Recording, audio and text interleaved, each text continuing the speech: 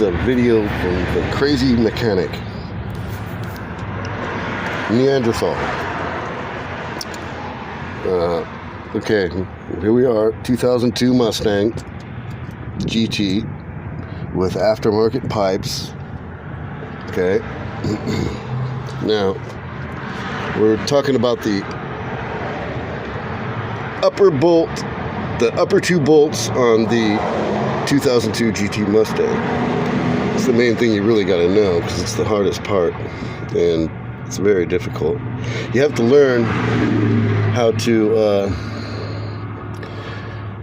do this without even looking. You can't be, I mean, you'll try and you'll try. Well, I did, and it took me hours to just remember where my hands are touching on inside there. Well, it's really difficult. So there's the starter right there. Okay, I don't know if you can even see this. Okay, so right here, I found out it's this boot right here. Okay, you're gonna have to come from back here and go in this way. Here's the front of the car. You go in this way, right in between the motor mount. Okay, and you go to the upper part of the starter. The one bolt that's going to be difficult to get to. You're not going to be able to put on the third bolt if you can get that off.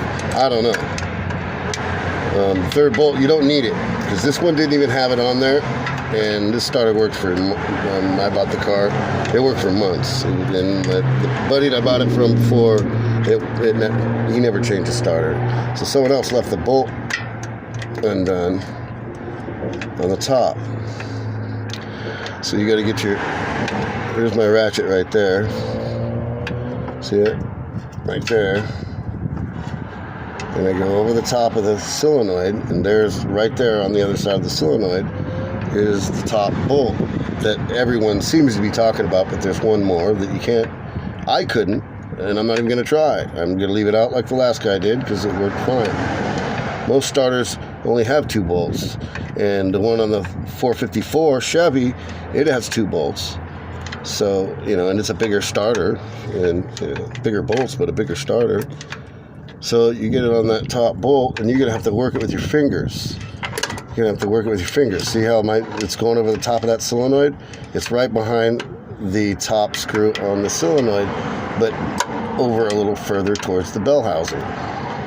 Okay? All right? So you get that on there, and to make a long video short...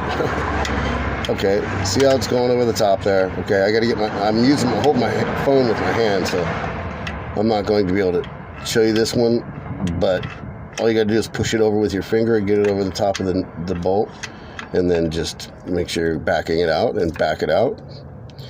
And, with a swivel socket and a 1/2 inch, with a 1/2 inch socket, okay? And with an extension like this one. See that? That extension. It's about a little over a foot. And you might have to interchange between the 6-inch or the 8-inch extension and the 10-inch extension, whatever works for you, but there's a range you have to work within. Okay, so now I'm going to do the bottom one. I'm going to snug it down for you guys, or girls, if you work on cars, and that would be nice. I mean, to watch. Anyway. So,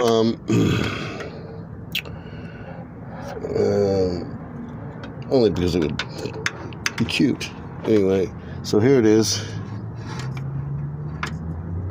I'm going to be at an angle like this. Compared to the boot right here, it'd be an angle. So I'm gonna come in. I'm gonna watch myself go in over here. All right, if I can see that. Okay, I'm gonna watch myself come in this way. This is the bottom one, so it's easier. Okay, and then I'm gonna put my phone down right here. All right. And there's the bottom bolt right there. That's the bottom bolt. And then I'm going to go in here like this, and you can see that I could just put the, get my hand in there, let me see. Let's get this Neanderthal hand here. Get this on there like this, and push it on there like,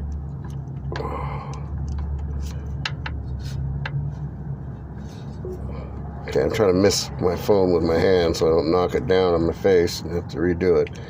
Okay, so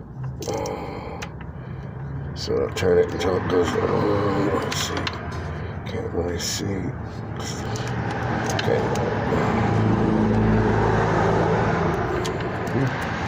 so there I am, I'm on it, see, well, let's see what I mean? I can't get both. If you're a Neanderthal like me, and I'm under my car, and I got it jacked up, and I'm risking my life down here, okay, somebody could come and ram into the back of me because I'm on the side of a busy street, and it would be over for me. And maybe we can watch that on this video. Who knows? You might get a live shot of a smashed, crazy mechanic. Okay. Okay. So now I can. It's on there. Okay. Not on there all the way, but I'm not going to take the time with this video and knock over the phone and have to do this over again. So it's on there like that, and it's already snug down where I'm going to just. Yeah, it's snug. It's snug enough. I don't want to break my swivel socket. It's tightened down.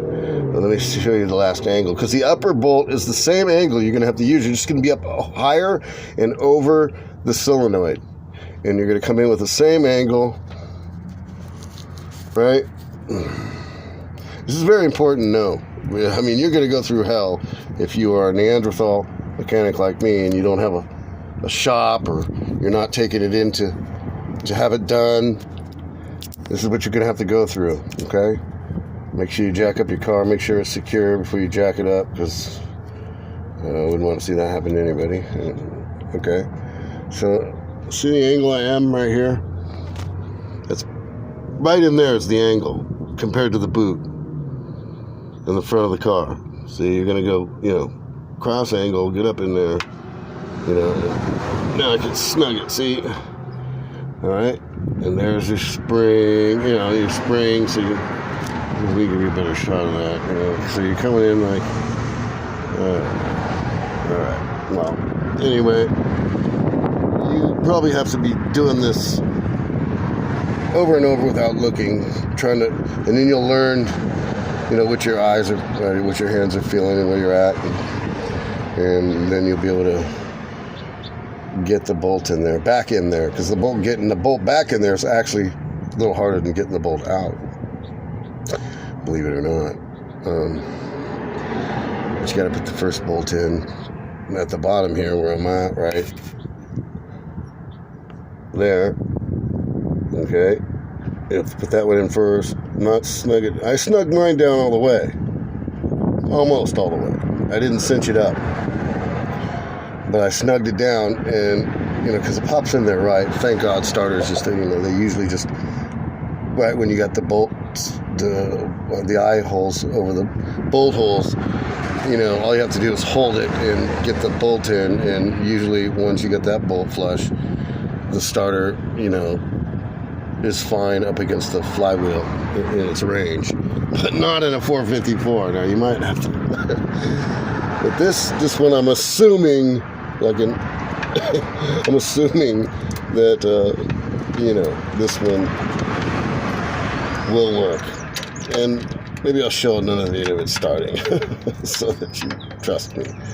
Anyway, now all I have to do is put the hot wire on, because I already put the switch wire on, or the ground wire, or whatever. I think it's a remote, switch wire. And there's only 2 wires. The bolt's on the start, and that wire is held down by a 9/16. The cable coming from the starter is held down by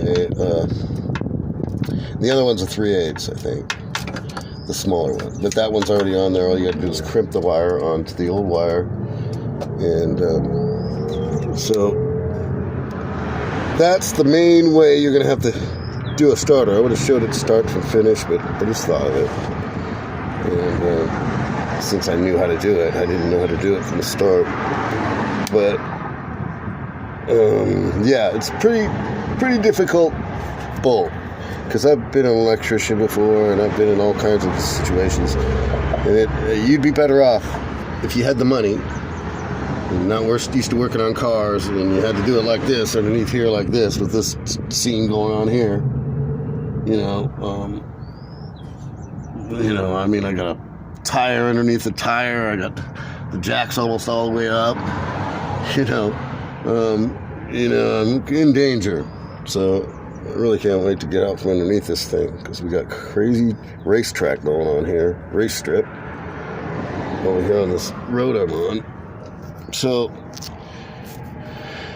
that's the main thing about the starter in the 2002 Mustang GT. I'm not sure about this 6-cylinder. Probably got a little more room to work, I think. But anyway, but that's the bottom bolt. That's how you get both of them in, the top one and the bottom one. So good luck. Be safe. Take care. Thank you for watching.